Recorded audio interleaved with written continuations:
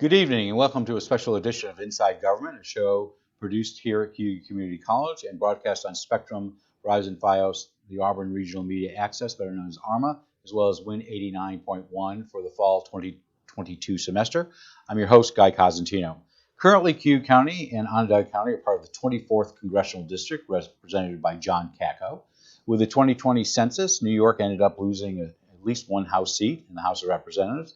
And as part of the decennial redistricting, there is a new 24th Congressional District, and Congressman Cacco is not only not in that district, he's decided not to run for re-election. The new 24th District covers all or parts of 12 counties, including CU County. The new 24th includes Genesee, Livingston, Ontario, Oswego, Seneca, Wayne, Wyoming, and Yates, as well as portions of Jefferson, Niagara, and Orleans counties. So it's a big district. As per our past practice, we have set up a series of forums for this year for Congress and the New York State Legislature, and we'll talk to you about the two legislative forums next week at the end of this hour.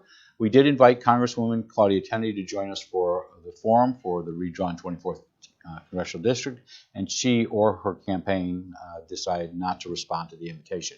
As has been this show's policy since about 2006, if one candidate is willing to appear, they have a one-on-one interview with me for that same time period. This allows us to question a candidate about their background and their views, and in many cases introduce them to the voters before Election Day. With that in mind, we are delighted to have Democrat Steve Holden, who is running for the 24th Congressional seat, in our studio to talk about his campaign, tell us about himself, and what's going on in the 24th District. Welcome to Inside Government. It's great to have you here. Thank you, Guy. Thank you. I'm glad to be here. So just some basics. We were talking beforehand as we were setting up. You declared you were running a year ago, more than a year ago. Yes, that is true. So besides the more basic question, I think this is what we call the Edward Kennedy question. Why are you running? Well, I've spent most of my life in public service. I am a retired Army lieutenant colonel with over 20 years of service. And public service has been in my lifeblood, in my blood for a long time. I originally was looked to run back in 2018 and had the support from Democrats, not just here in state, but in D.C., but ended up getting recalled back to active duty and could not do that. So when I had the first chance here in the 2022 cycle, because 2020 was COVID, I was in Afghanistan for a while. I didn't have the opportunity there, but in 2022, in the first chance I had to throw my hat in the ring, I did. I've been in the race probably longer than most challengers in this entire state. So you originally were going to run against John Cacco. That is correct. So were you running, whether it was 4 years ago or just this time, were you running because you wanted to run against John Cacco, or you wanted to run for a seat in Congress? Running for a seat in Congress.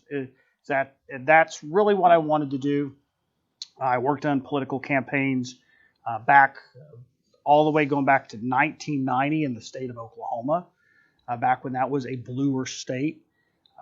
I was a Young Democrats campus chair at that time. I did a lot of work there before I went into the United States Army. But it was more of a sense of service, seeing a call to duty and a call to action.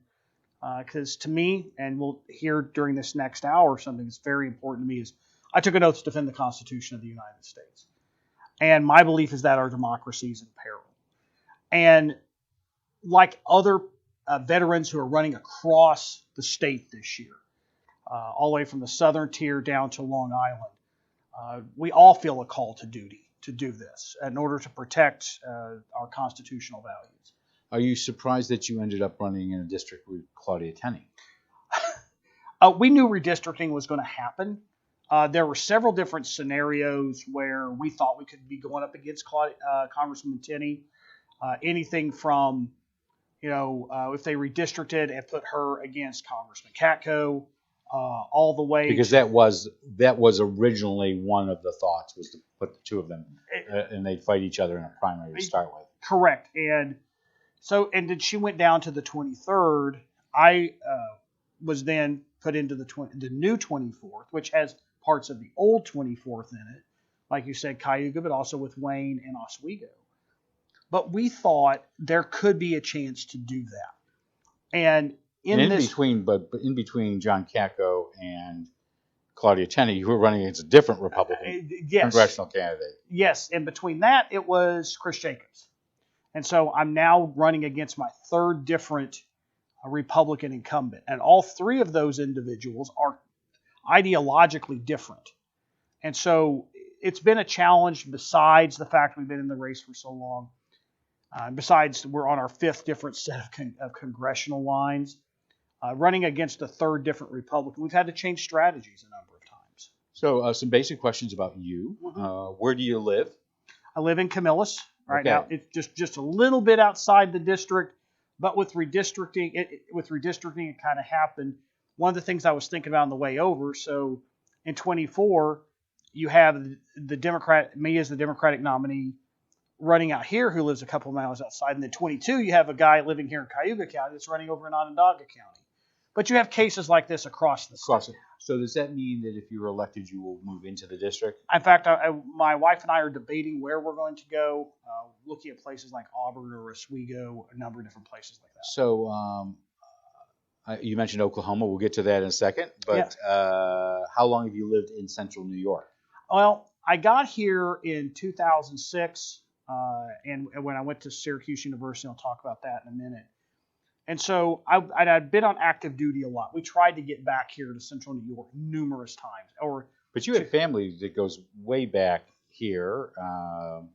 In fact, I was looking at your website, and I think when I was at SU, I used to pass by a building named after your grandfather? It goes back several greats on several that. greats, okay. And it's the Holdens, when they migrated over, came through central New York, down through Ohio, Kentucky, Missouri, and then down into the Oklahoma, Kansas area. So you're originally from Oklahoma? Yes. You grew up on a reservation there? No, I grew up on a dairy farm. A dairy farm, but did your dad work on the reservation? My dad worked for a while. He worked for Yellow Freight Lines, and then most recently he worked for the Modoc Nation. Okay. And that's on reservation land, but worked with a number of other tribal agencies. There are 9 of them there in the town I grew up in. 9 tribal agencies. Okay. And we're going to get to that at the end. We'll get that because you do cover part of Seneca counties in this district. We want to talk about that. So are you of Native American heritage? Yes, I am. Cherokee, Cheyenne, Arapaho, and Choctaw. And did you go to grade and secondary school in Oklahoma? Yes, I did. I all the way up through my my bachelor's degree. I went to school there in Oklahoma. And so you're okay. Where did you go to college? At a place called. So I started off at Northeastern Oklahoma A&M College, very similar to this, and then I went, married my first wife, who actually unfortunately just passed away on primary night here a few weeks ago. Moved down to Edmond, Oklahoma, just north of Oklahoma City. I went to the University of Central Oklahoma and got my degree in political science. So I'm not even going to ask if you're a Sooner or an SU guy. We're not going to. I'll tell you this. We are in a little bit of a living, as they say on the show, Stranger Things, in the upside down, where one is doing a lot better than the other one this year. And I'm happy for my. I'm a proud SU grad, and so go Orange. You know they're going. They're doing well this year. So you went into the military. Mm-hmm. Did you go in as enlisted, or did you go in as an officer? So I went in. So there's something called the simultaneous membership program, and so when cadets go in, their first 2 years, they have the ability to simultaneously serve in either the Guard or the Reserve. So you did take an oath of enlistment for the first 2 years, which as a cadet equivalent, you did officer type jobs, but you were considered enlisted. And then I got my commission in 1998. And where did you serve? Well, several different places. Besides going to schools in Georgia, South Carolina, I was at Fort Jackson, South Carolina when 9/11 happened. I remember us all sitting around the table and going, "We're deploying. We're going off to war, guys." In between, I was at Joint Base Lewis McChord, formerly Fort Lewis. I served there as an infantryman. And then I went to Fort Sill, Oklahoma. Then after that, I came here to SU to get my degrees. Went to MacDill Air Force Base down in Florida. And I was there with U.S. Central Command, where we managed it. then went to Fort Leavenworth, Fort Carson, back to Fort Leavenworth, Fort Knox, and then retired. But you saw service in both Iraq and Afghanistan? 2 tours apiece. And what rank did you retire as? Lieutenant Colonel. So are you still active in the reserves? No, I do not. I'm fully retired. You said first wife, so that sounds like you're married again? Yes, I am. So you're married. How long have you been married to your current wife? Since February 18th of 2007. Her name is Julie, and she is from Liverpool. And you get points for remembering the date and the yes, I do. Do you have children? Yes, I have. So for my first marriage, I have a son who's getting ready to turn 30 this year, right after the election on the 16th. I have my daughter. His name is Wes. My daughter Paige turns 29 on the 27th of this month. My stepson Christian just turned 29 on August 25th, and he is a staff sergeant in the U.S. Air Force Reserves, stationed at Fort Joint Base Dix McGuire Lakehurst in New Jersey, and he's a graduate of Monmouth University. And what is your current occupation besides campaigning in the 24th? So 2 things. One is I started a business where actually the best man in my wedding and fellow veteran started a business helping veterans win government contracts, doing production videos very similar to what we're doing right now, teaching them the ins and outs of how to do business, how the way the federal government works, how the way budget and contracting and program management works so they can live their dreams. And I'm also on a leave of absence from another government contractor where I teach those same subjects to the federal government. So I've been working on that since right after COVID hit, all the way up until March, April of this year. So roughly, so you're not a lobbyist, but you are training people how to get government contracts and whatnot. And I have found that for any of the things I'm going to look to advocate, the policies we'll talk about tonight and I talk about in the campaign trail, I've actually already started to plant the seed with some of these folks. So when I get to D.C., I'll already know the people who are going to be implementing those policies so they can work better for my constituents. Have you ever held elective office? I know you said you were a young Democrat. Yes, I was. I was a campus chair there. Haven't held elective office, but a lot of us who are veterans across the state, this is our first foray into it. And we have lived good and bad federal policy for most of our careers. So let's talk about a couple of issues. We'll get back to bio maybe in a few minutes. What do you think your top priority as a member of Congress would be? Restoring and protecting democracy. So how do you do that? So you have on your website, I think I read on there that you are concerned about MAGA. I've got it here. MAGA extreme Republicans. Is that what you're talking about, or are you talking about something much broader? Well, it's a symptom of what's happened with MAGA, ultra MAGA. Now, I want to say this, is that there are a lot of Republicans out there, kind of what I would call Liz Cheney, John McCain type Republicans who have reached out to us, who are supporting us. By the way, 8 years ago, you wouldn't have called them moderates. No, you wouldn't. But those are people that put country above party and understood their oath to the Constitution. Just like late Senator McCain, he swore an oath to the Constitution with his military service, much like I did. And that meant something to him. When we take a look at the ultra MAGA movement, there seems to be a disregard for the rule of law. And if you don't have the rule of law and the tenet that bases all the way back to the Magna Carta, then our system of government breaks down. If there are some people, or particularly one person, who can be above the law, who can never do anything wrong, then the other laws don't mean anything at that point. I want to get into some of that and flesh that out, but I want to ask some general constituency type questions about this. Sure. So do you see your job as a member of Congress, if you're elected, as making policy or constituent service? So I hate to sound like the political answer, but at this point in time, it's both. Okay. It can be. I just want to know what you're. Oh, very much. So One, there's a lot of lawmaking that has to be done. Whether it's protecting voting rights, protecting women's and reproductive rights, other constitutional issues that could be on the table, preserving democracy, making sure that when the people vote, that it's their will, regardless of who wins, that's said, instead of this independent legislature idea. But constituent services, and this is where we'll talk a little bit more about my bio, but we have a diverse district. This is like you said, a very large district with a. I think your campaign you call it the Lake District. Yes, we do, and because it has everything from Lake Ontario, Oneida Lake, it has the Finger Lakes in it. It has several different waterways. It has the Erie Canal, the Black River, the Niagara River, and the Flight of Five out in Lockport. So several different waterways and bodies of water here. That's the lifeblood of the district, either farming, wineries, apples, to tourism. Yeah, I'm going to get far afield on here, but you just mentioned the size of this district.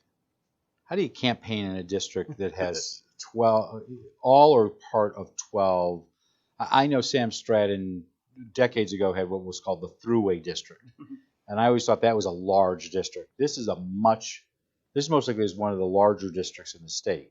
Now. Yeah, it's just smaller than the Stefanik Castelli race. Okay. And I was just talking. But they got a lot of forests up there. There's a lot of it in the big middle of the Adirondacks where people don't live. There's consistent. You got cities, towns, villages, pretty much 6 or 7 golf swings along the way. Yeah, all the way from Clayton to go down under to Lockport. So 2 things on it. One, we talk about constituent services, is you have to be kind of a utility infielder on this. You have to be able to understand or have a background of the different types of constituents that are in your district. So being retired military, there are a lot of veterans and active duty military up in Jefferson County. Now, we don't have Fort Drum, but we have the anchor city, and there's a lot of people there that live there. And then through, like I said, the different types of agricultural area. Again, growing up on a dairy farm, I was on the FFA and 4-H in high school.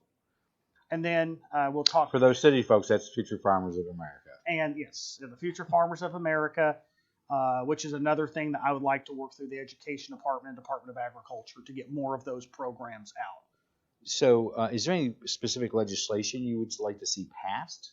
So, well, first of all, before we do anything, we have to get judicial reform done.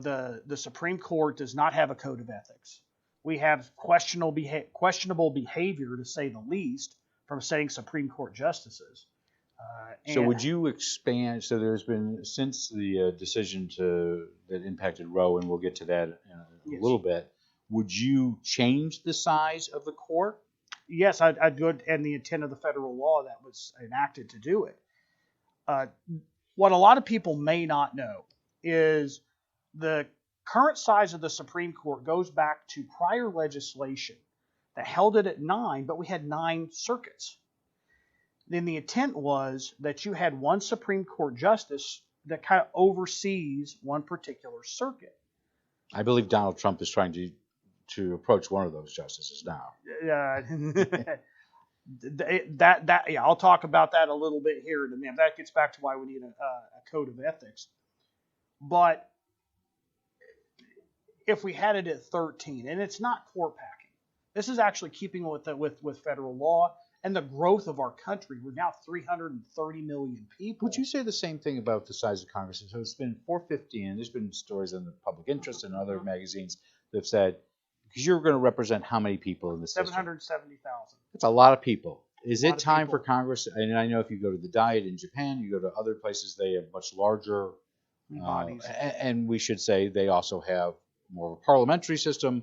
Correct. Which can screw things up beyond all belief. Just ask our Canadian brothers and sisters in the North. So is it time to look at not only the judiciary and how you on that side, but also expand the number of congressional seats so that you would reduce the number of people who are in a given congressional district? And this gets back to what we're talking about with constituent services. So do you want quantity over quality? And this is something I hear talking to other people who are running or who have served in Congress and say that's a Rubik's Cube. That's a Rubik's Cube question. I think it is time to expand that, because once you start getting to the size of these districts, and some viewers may or may not know, we were just 88 people getting their census forms in from keeping 27 congressional districts. So that's for all of us running this year, regardless of what party you are. That's frustrating to know you probably find that many people on one floor of a high-rise in Manhattan, or probably here in Auburn you'd find that. So you mentioned judicial reform and ethical reform.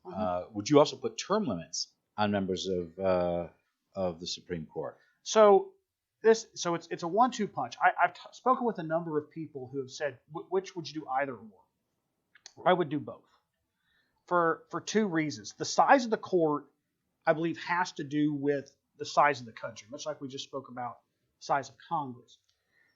The term limits, it's somebody should not have a guaranteed job for life. If we have to look back at the origins of the Constitution, life expectancy wasn't as much lower. So look at people in both sides of the ideological aisle and how long that they served. So yes, I do. Would you do the same for Congress with term limits? I do. Okay. That was kind of the same intent. Originally, members of Congress were citizen statesmen, and so they would go they would be a farmer or a small business owner, a craftsman in the area, go and serve their community, and then go back home. We should. I think that part of the problem with money in politics, part of the problem with just adequate representation, is that we've had people there a long time in both parties, and it's time to get new blood in there to start talking about some of the issues that are on the people's mind. It makes you more, it gives you a greater sense of, okay, I only have, let's say, 6 years to get what I want to get done. I'll run for 3 times, and that's it. So it gives more of a urgency to handle our problems, because you don't have that much time to do it. Before turning to the race itself, I do want to let our viewers know, and we'll do this another time as well before the end, is that we have in the studio with us Steven Holden, who's on the Democratic line, running for the 24th Congressional District. This is a new district that covers all or parts of 12 counties, including Cayuga and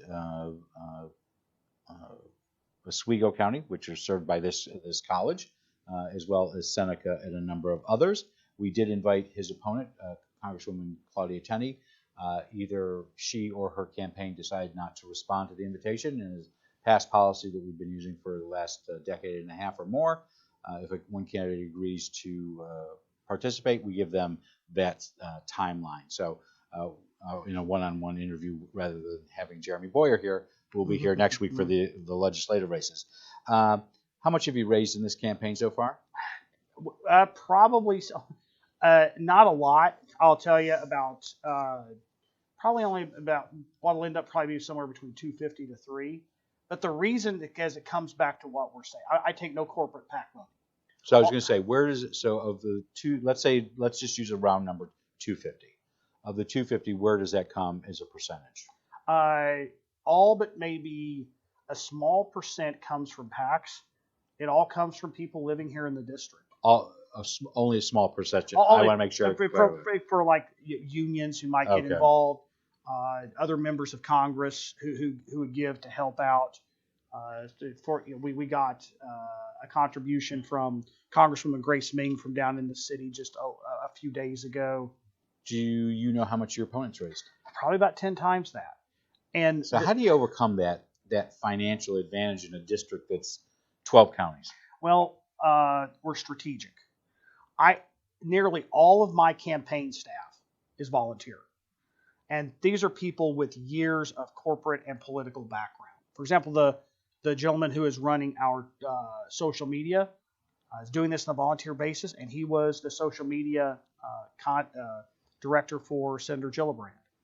So you have a number of people who have served in these capacities, but because of the readiness of now, you see that happen.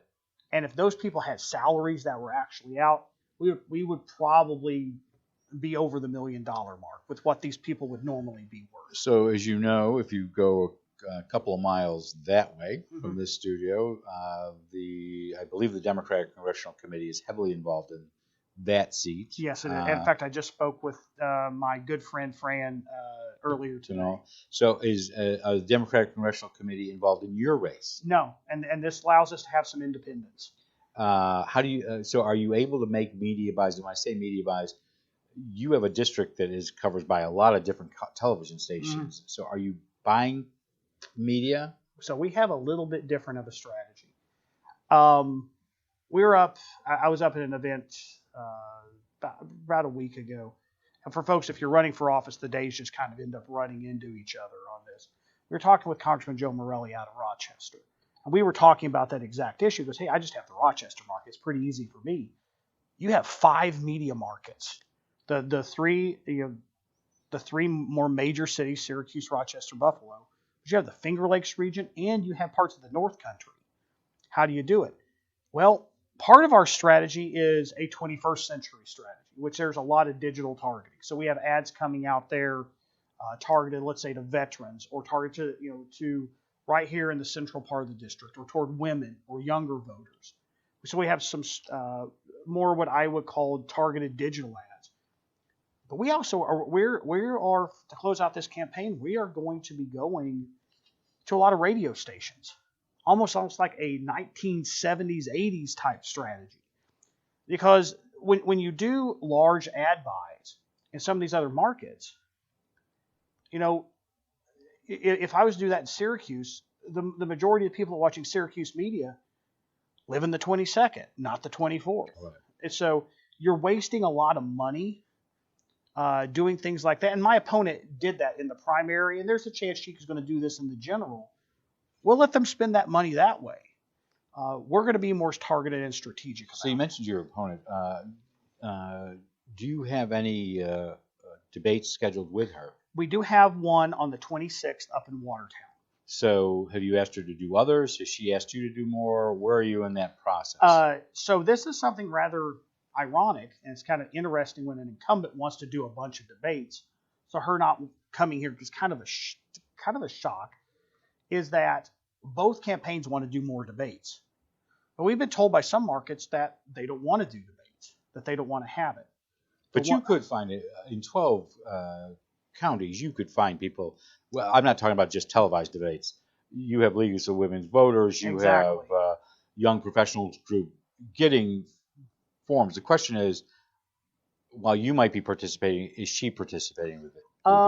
That's the one on the 26th, the only one that she has said that she's going to do, but she has approached other ones, and our campaigns have both been working together to get the candidates. So you are still looking at other. We are still looking at other ones. So she wants to do it. You're looking for venues. I think we're looking for venues and we're looking for avenues. So wherever it is, that would be great. Okay. You grew up in Oklahoma. I would not exactly consider that a bastion of liberalism. Having several friends, I say that with a very good friend who lives in the state of Oklahoma. Mm-hmm. If you had to put yourself on the political spectrum of the United States right now, where are you on the spectrum? I would call myself. I would say I'm more toward the liberal side, but it's more what I call it's kind of, there's an old term called a plains populist way back in the day. It's kind of a rural middle America stand up for the little guy type of politics. Where would you put Claudia Tenney? I would put her on the pretty close to the far right. Where are you on the spectrum when it comes to fiscal issues? On the spectrum of fiscal issues, I am probably a little left of center on that. When we start talking about tax fairness, it's too long that we have wealth concentrated up at the very top, and we have people across this district, regardless of party, who aren't getting a fair shake. And so when we see billionaires sending themselves into outer space instead of helping their fellow man here on Earth, that's a problem. And so that's kind of where I consider myself on that, just from a practical sense. And on social issues? Social issues, I also consider myself liberal to progressive on those.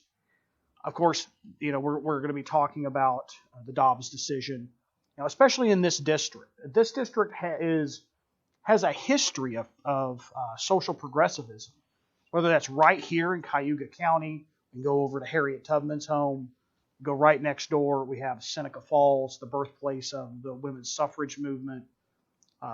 We have the Liberty Party in Wyoming County, which was one of the first abolitionists.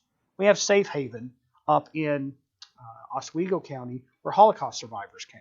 So we talked just on the the social issues. You mentioned about the issue of ethics in the courts. You mentioned money in politics. Is there any? What would you say when you talk to voters in the new 24th? Mm-hmm. What are their top 3 issues, and do you align with those top issues? I do, and it happens to be, like I said, kind of a synergy that's happening. Number one, I hear one is protecting democracy. If you take a look, I keep going back to this because it's like, regardless of party, hey, we might not agree on everything, but let's agree right now to save what we have with this country, and then let's disagree later and let's work through some things and actually get something done. Second, the second important thing, we do talk about inflation. And as a Democrat, I don't shy away from talking about inflation.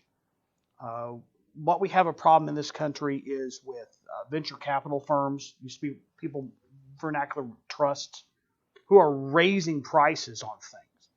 We just seen that even though gas prices are coming down, OPEC and OPEC Plus have decided, Mohammed bin Salman and Vladimir Putin have decided to cut production to ramp up gas prices as sort of an October surprise. Voters can see through that. As well as... Do you think President Biden got played by the Saudis on that? I honestly, I do believe he did. I think it's been... this is my personal belief. I guess I'm asking, did he get anything for his fist bump? I don't think he did. It's... He has a long background in foreign relations, with it being the chair of the Senate Foreign Relations Committee, well respected around the world. But I strongly believe that the Saudis, and again, I've spent a lot of time in the greater Middle East. They're interested in money, doing whatever. They're interested in what the Saudis are going to want. And the prior administration gave them everything they wanted. Third issue, anything else in there? The third issue, we get back to we get back to women's rights again. We need to have somebody that honors the history of this district, and we have everything, like I said, from Memorial Day to It's a Wonderful Life, which is supposedly based in Seneca Falls. But we hear from women across the district, regardless of political party. We see a number of Republican women contacting us and go, enough.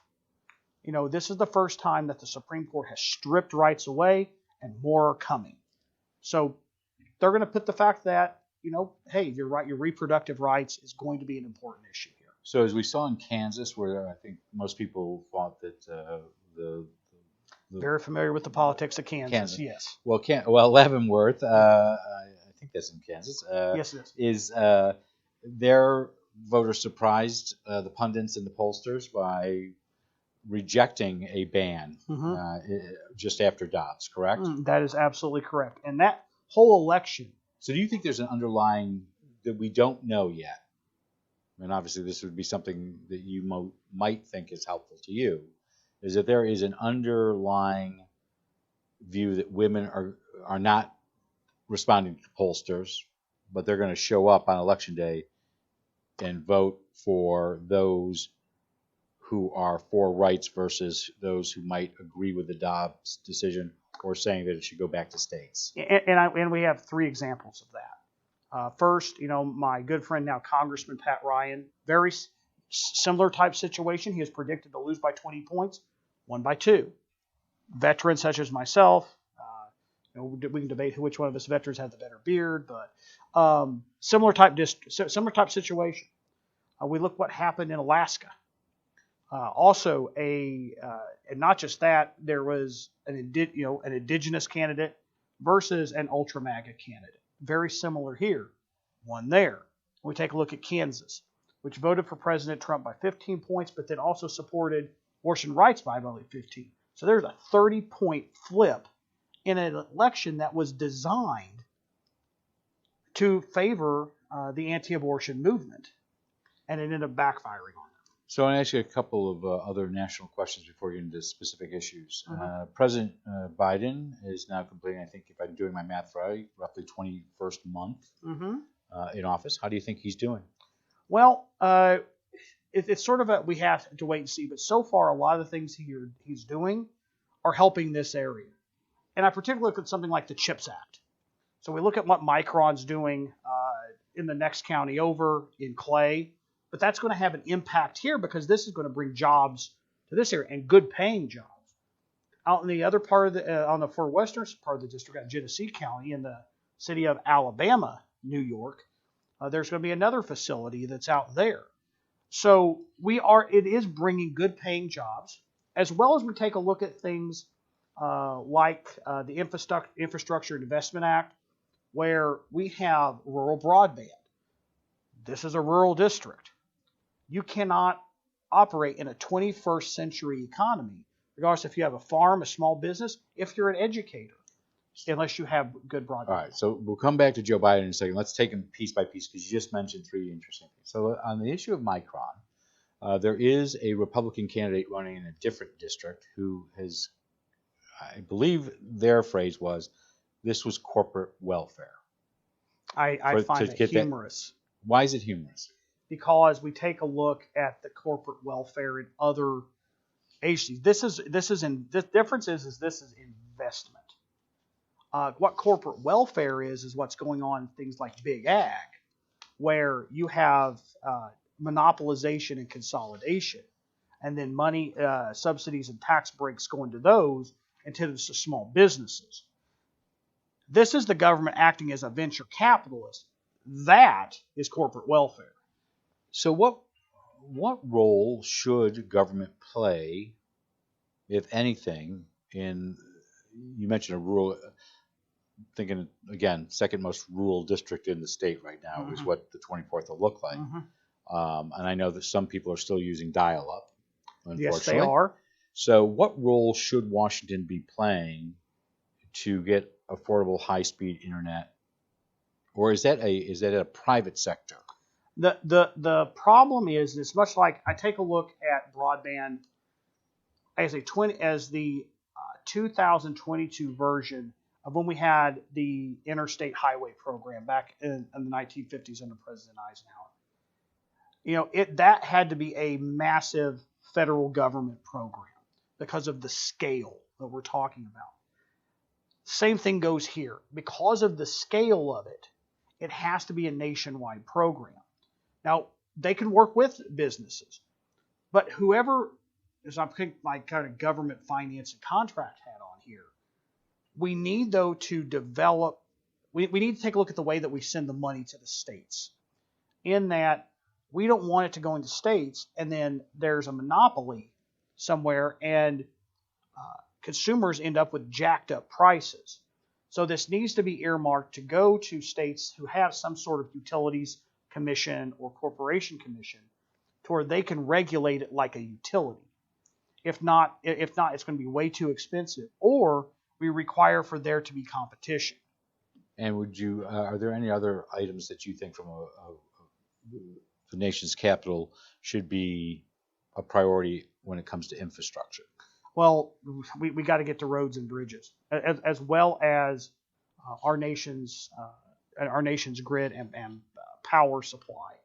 This district also is the home of 2 nuclear sites, and so we need to keep investing in that and making sure that we have good, clean energy, and those nuclear reactors continue to operate in a safe way, because the state of New York relies on that so much that those need to be upgraded, and those continue also to need to be, there needs to be public sector investment in it. Doesn't mean it has to be completely public sector, but there has to be some sort of either a public-private partnership or, again, the government working as a venture capitalist to get it started. And I just want to clarify, part of the Micron deal was dependent upon legislation that was passed a couple of months ago and signed into law by President Biden. You would have supported that. I would have supported that, because it's not just the fact that it's economics. There's also the talk of, I see this as a national security issue, because it's bringing jobs back and it's bringing production back from China. So there's a lot of talk about it. So there's a worry that most of the chips that come from Taiwan might not be there a year from now. Correct. So because the Taiwanese they're living a life very similar to what the Ukrainians are looking at right now, with sort of an imperial mega power that's lording over them. So this is a national security issue on top of that, to bring that, because if not, I mean, the studio, our phones, our cars, everything requires access to affordable microchips. I want to go back to the president for just a moment. The president turns 80 in the next month or so. Should he run as your party's nominee in 2024? Personally, and this just isn't in and out, it's completely up to him. We've had older presidents before. I think we have to take a look.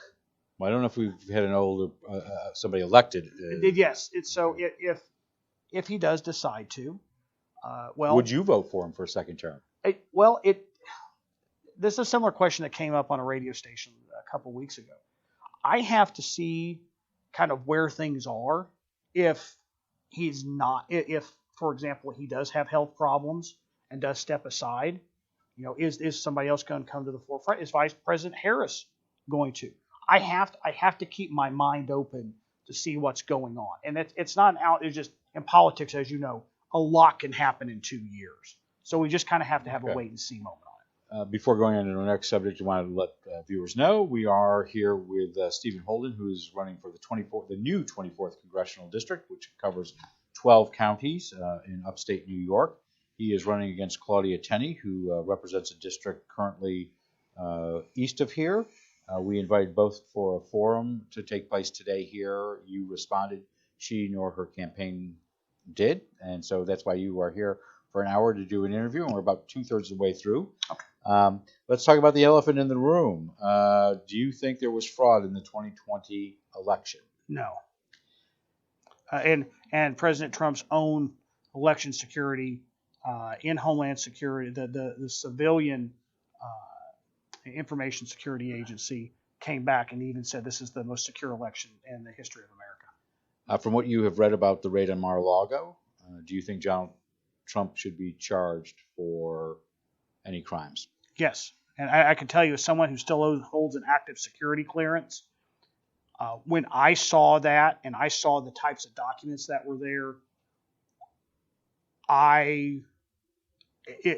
there's a visceral reaction that you have, because those documents are to be treated almost like loaded weapons. They can't be out there. And if I would have done that, I would already be sitting in trial, and I might be sitting in Fort Leavenworth right now. So absolutely. And if they're with the nuclear, let's just make it clear, sure. You could have left Fort Leavenworth when you were stationed there. Yes, you were not a resident. No. I was an instructor when I was there. So go ahead. So I want to ask you. So there's obviously since we came on, or when we came on today, we're taping around 3:00 here on Thursday the 13th. It does look like the January 6th committee is going to vote next week on whether or not to subpoena Donald Trump. Should they? Yes. So I'm taking from your comments you are supporting the work of the January 6th. Yes, I am. This gets back to my support of the rule of law. So going back to this, I mentioned you said on your website, you say mega extreme Republicans. Again, define who they are. So these are the people who put party over country. And they put more fealty to an individual, a man, rather than to the principles of the Constitution. So what's your long-term concern about that? My long-term concern, one, we get back to what I said about the rule of law. If they want him to be some sort of permanent leader, so whatever term they want. That word is called dictator. It is absolutely called a dictator. So is that your worry? That's my worry, is that if we throw it out, we will be like places where I've been on this earth. I believe that one of President Trump's supporters, a gentleman who I used to work with, General Mike Flynn, wanted a Myanmar-style overthrow of the government, where you had a democratic election, and then the military just decided nope and to take over. That's my fear, and if that can happen, then our democratic institutions at that point mean nothing. What we've done for 250 years just goes by the wayside. Do you consider your opponent, Claudia Tenney, a MAGA Republican? I'll use her own words. I was Trump before Trump. So let's go on to some issues. Abortion. You Yes. talked about the Dobbs decision. The Supreme Court recently overturned the longstanding Roe v. Wade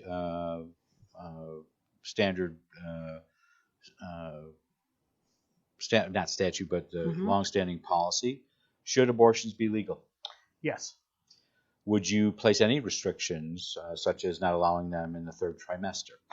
I would leave that up to medical professionals. We would have to look at that, but I believe that Roe versus Wade should have stood, and we should protect it at all costs. Because there are oftentimes cases where in the third trimester, and I'll quote Secretary Pete Buttigieg in his response to it, that often at that time families have named the child. They already have the baby clothes. They have the nursery there. When things like that happen, it isn't just willy-nilly. A lot of times that is a traumatic decision. But for whatever reason, that woman should have control over their own body. And for whatever reason, it's nobody's business. And if they do put these burdens on abortion rights access, sometimes it's with the intent to push it on so far into the pregnancy that the woman is kind of forced into it. So that's something else we have to think about. But in the third trimester, those are a very small number, and generally those are medically necessary. The child is unviable or the woman's health is at risk. I stumbled over the word precedent for Roe v. Wade. Should what was allowed under Roe v. Wade be nationally codified? Yes. Should there be a parental notification if someone is under the age of 16 and wants to have an abortion? No, and I'll go back to the case of what happened with the 10-year-old child in Ohio. Very often, I've had women in my life. I have 3 younger sisters. I have 3 sisters. I know a lot of women who have been sexually assaulted. Some of them who are, while they're as a teenager, some of them younger than that. They might have parents who, don't necessarily agree, but oftentimes that means that they, it's embarrassing, especially with a lot of ways in our country where we sometimes our heart, I'm trying to find the right word, where we end up blaming the victim. They have to live with that for the rest of their lives. So if that teenage girl, and by the way, girl, that is a child, if something happens, they should be able to go get that taken care of, because that is a very private decision. Do you believe in universal health care? I believe I do believe in access to health care for all. So in doing that, how would you pay for it? So first of all, what we would take. So when I was in the military, I had some of the best health care on the planet. And now with the VA, I have really good health care, even though the VA is not fully funded, and that's a separate issue I can get into. But we pay for it several different ways. Number one, there's only one federal agency that has never been audited, and that's DOD. And there's a lot of waste. I know for a fact there's a lot of waste that goes there, so we could take some of that, as well as going back and talking about tax fairness. If billionaires were to pay, the ultra wealthy were to pay their fair share, and even sometimes just a small bit more in taxes, we could fund big programs like that. So that's the way we would do it. I want to switch a couple of things, switch this up a little bit. There is legislation pending to limit and restrict stock trades by members of Congress. Should it be passed? Yes, it should be. To me, I believe that's tantamount to insider trading. So they should be restricted. They should be restricted. Look what happened during the pandemic, where we saw all those members of Congress that were doing that. They sold stock in one company and bought stock in Zoom. Yeah. You mentioned the pandemic. I know the president said on 60 Minutes about a month ago, pandemic's over. Is it over? There's some members of my staff who are catching it. So I think I don't believe we're out of it. I believe that I think we still need to be careful, and I'll leave that up to individuals on how to do that. Should individuals get vaccinated? I believe they should. Now, I understand there are some cases for medical reasons that they can't. But the reason that the rates have went down, and as someone, when I was in the military, I worked on a lot of pandemic responses, from everything from Ebola to bird flu. And vaccination strategies are the best way to limit it. People will still catch it, but people may not need to go. People may not need to go to the hospital. And that's one of the reasons why we had the vaccinations, because our hospitals were just getting overran and our first line responders were just getting overwhelmed. Let's go back to money for a second. The Sure. 2010 Citizens United case seems to open up the floodgates of money in politics. Yes, it does. Would you put any limits? I would end Citizens United. So you would codify changes? Absolutely. And I take a look at what we're doing. Like I said, we have been in this race for 15 months. And there are some of my opponents from both parties who have raised that much in a quarter just simply because we're not taking corporate PAC money. But it means more when it's coming from the people, that it's their investment. I mean, this district is vast. This district's also older. And you have a lot of people on fixed incomes in this district. And I believe that people inside the district should vote with their pocketbook versus getting money from Albany, Manhattan, D.C., or anywhere like that. We've got about 5 minutes. I want to go through a lot of different subjects, so we're not going to get to Absolutely. all. Just real quickly, if Nancy Pelosi runs for speaker again, would you support her? This gets back to I have to see who the other people are, and if she was the only one, I would. I would have to see if there were any other challenges. Just like anything else, I have to kind of see the facts bear out before me. Do you currently own a gun? Yes, I do. Do you support any limits on who can carry a gun? So I support universal background checks for gun sales. We should not criminalize those who, like my grandfather, passed his rifle down to me when I was 17 years old, living in rural. So this is for new purchases. This is for new purchases. I understand in this district sometimes it's 20, 25, 30 minutes before law enforcement can show up, and you have to be able to protect yourself. Do you believe that school districts should arm their teachers or school officials? No.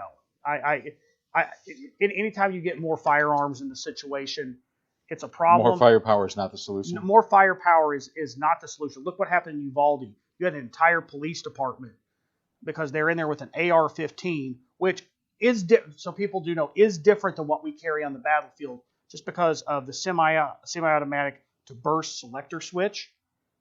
But you can still do precision shooting for that. And those sorts of things shouldn't be in the hands of people. And we could talk to people who live up in Watertown exactly about how much training it takes for those.